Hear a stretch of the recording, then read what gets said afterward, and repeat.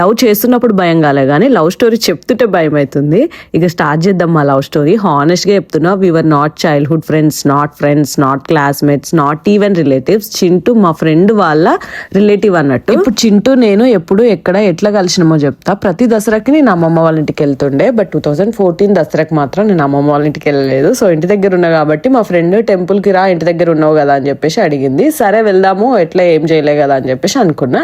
But twist ఏంటంటే వాళ్ళ relatives cousins వస్తున్నారు అని చెప్పేసరికి కొంచెం అక్వర్డ్ గా అనిపించి బ్యాక్అవుట్ అయింది. ఇక నా ఫ్రెండ్ ఉండి, అరే అదేమైనా సీరియస్ ఫ్యామిలీ మీటింగ్ ఏం కాదు, వాళ్ళు మా కజిన్స్, జస్ట్ మన ఏజ్ గ్రూపే, ఫ్రెండ్స్ లెక్కనే ఉంటారు, వచ్చేసి అనేసరికి నేను కూడా కన్విన్స్ అయిపోయాను. ఇట్లా ఈ దసరాకి అమ్మమ్మ వాళ్ళ ఇంటికి వెళ్ళకపోవడం వల్ల మా ఫ్రెండ్ తోని నేను టెంపుల్ కి వచ్చిన కాబట్టి చింటూని కలిసిన.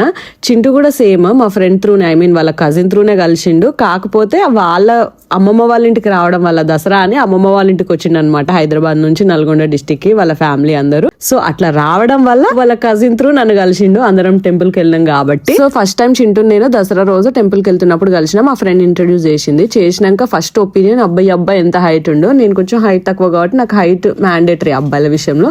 సో ఎంత హైట్ ఉండు అండ్ చాలా నాటీగా మాట్లాడుతుండు, నాకు క్యూట్ గా అనిపించిండు. అండ్ హైదరాబాద్ అబ్బాయిలు ముందే ఫాస్ట్ ఉంటారు అన్న ఒక ఒపీనియన్ ఉండే లోపల. సో మాట్లాడాలంటే భయం వేసింది. కొంచెం అబ్బాయి చూస్తే ఫాస్ట్ గా ఉన్నాడు, నాటీగా ఉన్నాడు, ఎక్స్ట్రోవర్ట్ గా ఉన్నాడు, మనం ఎందుకులే అంత మాట్లాడలేము ఆయనతోని అని చెప్పేసి కొంచెం మనం స్లో అనమాట, అంత వెంటనే మాట్లాడలేము, కొంచెం టైం టేకింగ్ పరిచయం పెంచుకోవాలంటే నాకు. బట్ నా జెన్యున్ ఫీలింగ్, చూడడానికి బాగున్నాడు, నాకు నచ్చిండు. చాలా యాక్టివ్ ఉండే అబ్బాయిలు అంటే నార్మల్ గా అమ్మాయిలకు చాలా ఇష్టము.